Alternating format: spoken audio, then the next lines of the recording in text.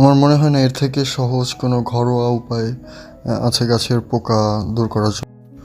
আসসালামু আলাইকুম, welcome to another new video.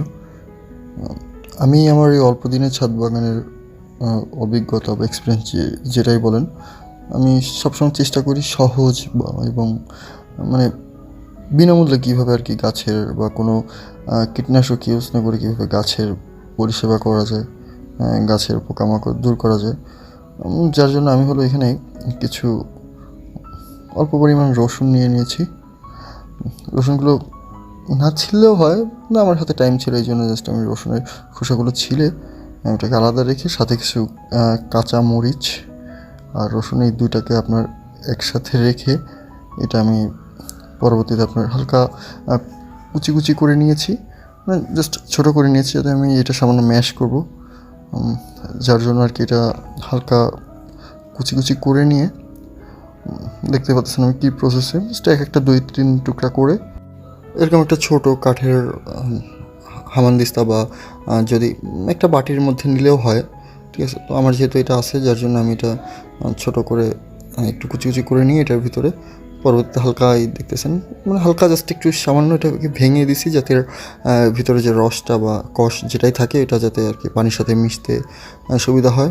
পরবর্তীতে আমি হলো এটা আমি রাতে করছিলাম, মানে রাতে করে আপনার 8-9 ঘন্টা আর কি পানির ভিতরে ভিজিয়ে রেখে দিয়েছি, ঠিক আছে। জিনিসটাকে অল্প পরিমাণ পানি দিয়েছি যেহেতু আমি পরবর্তীতে এটার সাথে পানি মিক্সড করব, যার জন্য একটা বাটিতে রেখে এটা আমি পুরো রাতটা আপনার ঢেকে রেখেছিলাম।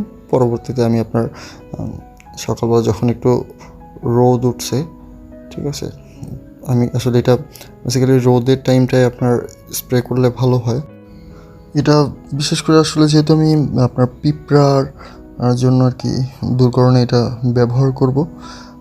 পিঁপড়া দূরকরণে আপনি চাইলে হলুদে ব্যবহার করতে পারেন, কিন্তু আমি হলুদ ব্যবহার করি না। আমি জাস্ট এখানে এই দুইটা মিশ্রণে আমি হলো এটা যেহেতু গাছের বডিতে বা পাতায় আপনার ব্যবহার করব, যার জন্য আমি একটু রোদের জন্য অপেক্ষা করতেছিলাম, কারণ পিঁপড়া যখন সকালে ঠান্ডা পরিবেশ থাকে তখন অ্যাকচুয়ালি পিঁপড়াদের অ্যাটাকটা হয় না। পিঁপড়ারা একটু পানি পানি বা স্যাঁতস্যাঁতে পরিবেশ থাকলে দেখবেন সেখানে থাকে না, যেখানে একটু শুকনো থাকে পিঁপড়ারা ওইখানেই থাকে। যার জন্য আমি একটু রোদ ওঠার জন্য অপেক্ষা করতেছিলাম, মানে জাস্ট বোঝার জন্য যে কোন গাছগুলোতে পিঁপড়া অ্যাটাক বেশি হচ্ছে।